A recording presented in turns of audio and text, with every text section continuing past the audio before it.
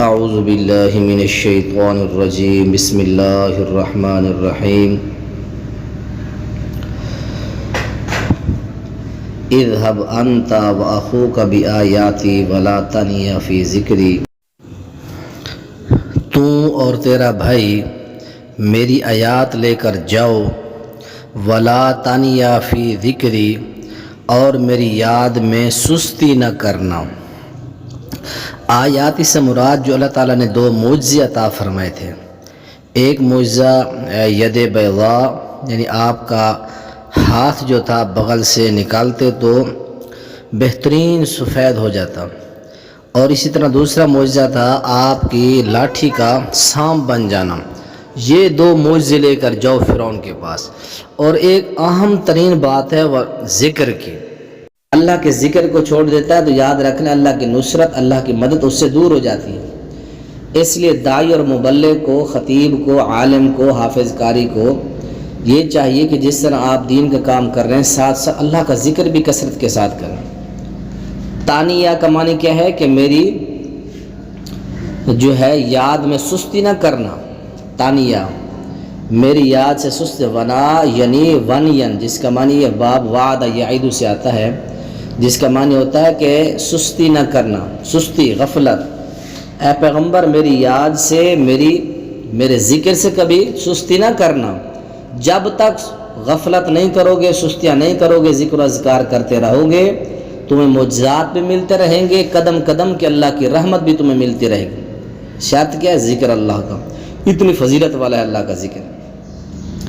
اذهبا الی فرعون، دونوں فرعون کے پاس جاؤ، انہ طغی، بے شک وہ سرکش ہو گیا ہے۔ فقولا لہ، آگے پھر درخواست کرنے لگے، اچھا فقولا، اس سے بات کرو، نرم بات۔ لین کا معنی کیا ہوتا ہے؟ نرم۔ اب یہ مبلغ کا یہ بھی انداز ہو کہ سب سے پہلے جا کے جو بندہ بہت بڑا سرکش ہے، ظالم ہے، اللہ کا باغی ہے، اس بندے سے پیار سے اور بڑے دھیمے لہجے سے بات کریں کہ اس کا دل نرم ہو۔ اس کا دل جب نرم ہوگا تو وہ آپ کی بات کو مانے گا۔ جاتے ہوئے آپ نے یہ نہیں کہنا کہ آپ نے اللہ کے سرکش ہیں، آپ کی داڑھی نہیں ہے، آپ کا یہ ہے۔ اور جس طرح گیا تھا نا تبلیغی جماعت میں کہ بندہ نسوار بیڑا چھوڑ کے، اس نے نسوار بیڑا چھوڑا تھا، پھر وہ جماعت میں اس کو لے گئے۔ جس مسجد میں بھی جاتے کہتے دیکھو جی اللہ کی اس دعوت کا اور تبلیغ کا کتنا فائدہ ہے، کتنی محنت ہے۔ یہ بھائی ہے دیکھو یہ نسواری بیڑا چھوڑ کے آپ الحمدللہ طیب ہو کے نا یہ دین کے لیے آئے ہیں۔ جس مسجد میں جاتے اس کو کہتے دیکھو جی یہ بھائی ہے، اس نے بیڑا نسوار چھوڑا ہے، اللہ کے دین کے لیے آئے۔ تو اس نے آخر میں کہا یار جب دیتا تھا تو میری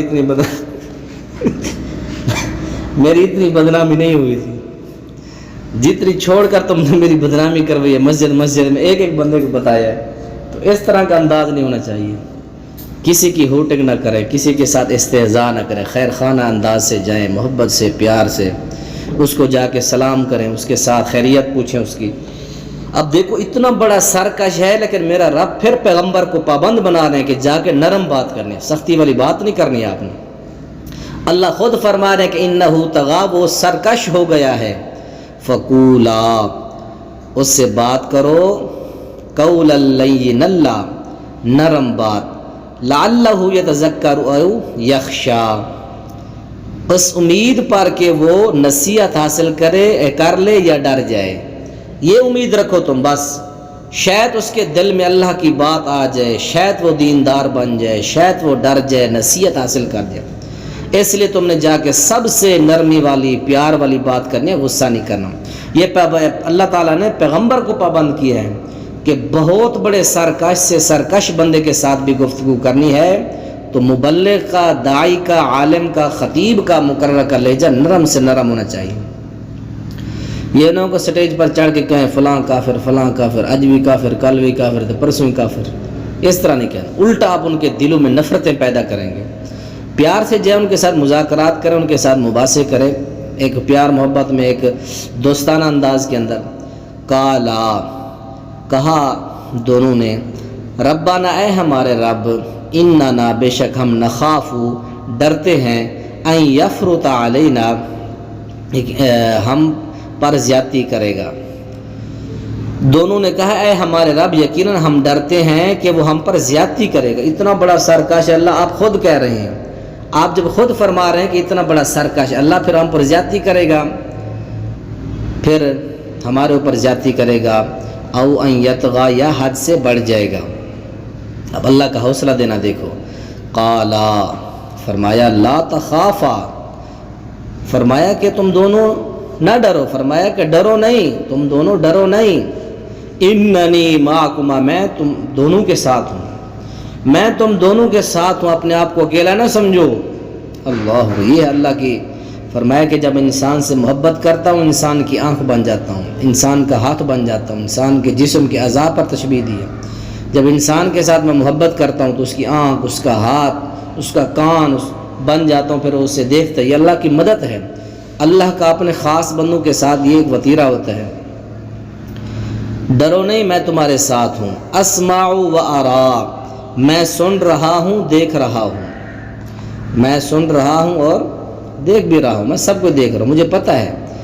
فاتیاہ، اس کے پاس جاؤ، انا رسول ربی کا، اور کہو بے شک ہم تیرے رب کے بھیجے ہوئے ہیں، انا رسول ربی کا، بے شک ہم جو ہے تیرے رب کے بھیجے ہوئے ہیں، فارسل، پس تو بھیج، معنا ہمارے ساتھ، بنی اسرائیل، بنی اسرائیل کو، بنی اسرائیل کو تو ان لوگوں نے اپنا نوکر بنا رکھا تھا، اپنے کام کاج کرواتے نوکر بنا کے رکھا تھا، شرک بدعات کرواتے، بدعات رسومات اور شرک کرواتے، اپنا غلام سمجھ رکھا تھا بنی اسرائیل کو۔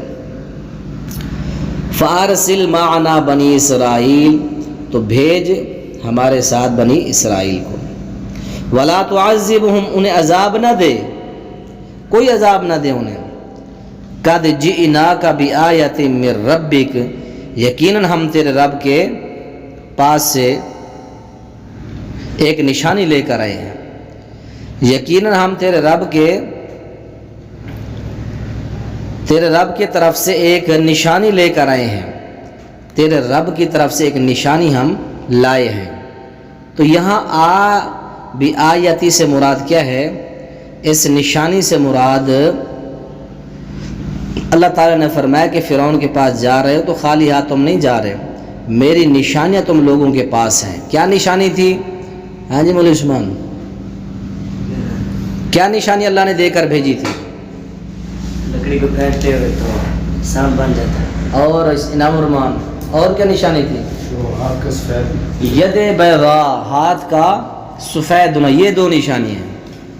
اللہ کی نشانیاں لے کر جا رہے ہو، خالی ہاتھ نہیں جا رہے تم۔ تو آیات سے مراد کیا ہے؟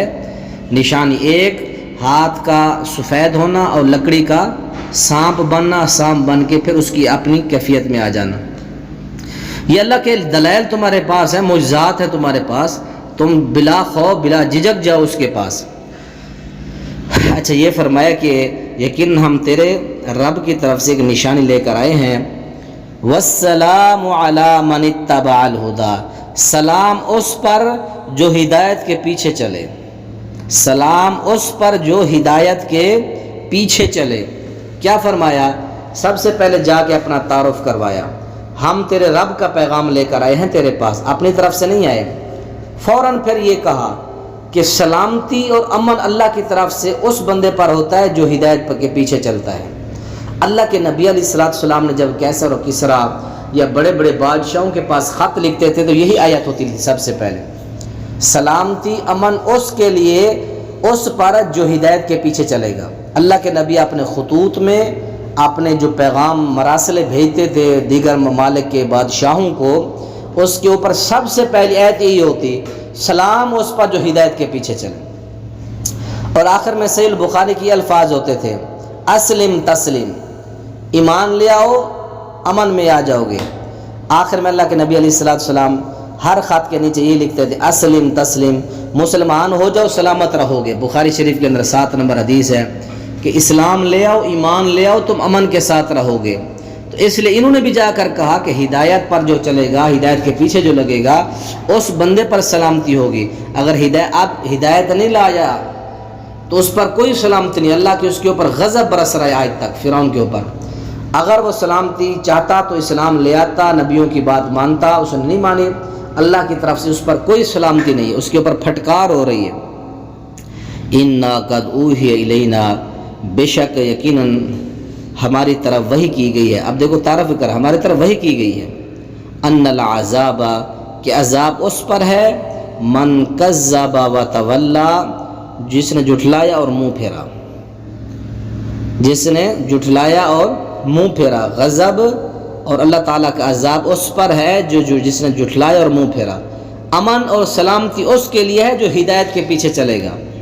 تو یہ بدبخت نہیں چلا تھا اس کے پیچھے ہدایت کے۔ قال فمن ربکما یا موسیٰ، اس نے کہا تم دونوں کا رب کون ہے اے موسیٰ؟ اب فرعون کا یہ پہلا سوال ہے، اے موسیٰ تم دونوں کا رب کون ہے؟ یہ تو کہتا تھا نا میں رب ہوں۔ آگے کیا کہتے ہیں دونوں؟ حضرت موسیٰ علیہ السلام نے جواب دیا، قال ربنا الذی اعطى كل شيء خلقناه ثم هدى، کہا ہمارا رب وہ ہے جس نے ہر چیز کو اس کی شکل و صورت بخشی، جس نے ہر چیز کو اس کی شکل و صورت بخشی، ثم ہدا، پھر راستہ دکھایا، وہ ہے ہمارا رب۔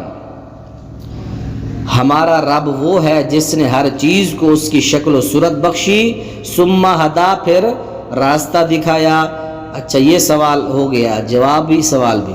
اب دوسرا سوال کرتا ہے، فما بال القرون الاولی، اس نے کہا پہلے زمانوں کے لوگوں کا کیا حال ہے، پہلے زمانے کے لوگوں کا کیا حال ہے۔ پچھلا سوال تھا کہ تمہارا رب کون ہے، پیغمبر نے بڑا مدلل اور بہترین جواب دیا۔ اب دوسرا فرعون کا سوال یہ ہے کہ پہلے زمانوں کے لوگوں کا کیا حال ہے۔ اس عبارت کا کیا مفہوم ہے کہ اے موسیٰ اور ہارون علیہ السلام، جو تم دعوت توحید لے کر آئے ہو، جو تم دعوت اور توحید لے کر آئے ہو، اگر جن لوگوں نے تم سے پہلے زندگیاں پائیں، جو زندہ رہے، انہوں نے تو تمہاری دعوت کو نہیں مانا، ان کا کیا بنے گا؟ مجھے تو کہہ رہے نا کہ تمہیں عذاب ملے گا، مانو گے تو سلامتی ہوگی، نہ مانو گے تو عذاب ہوگا۔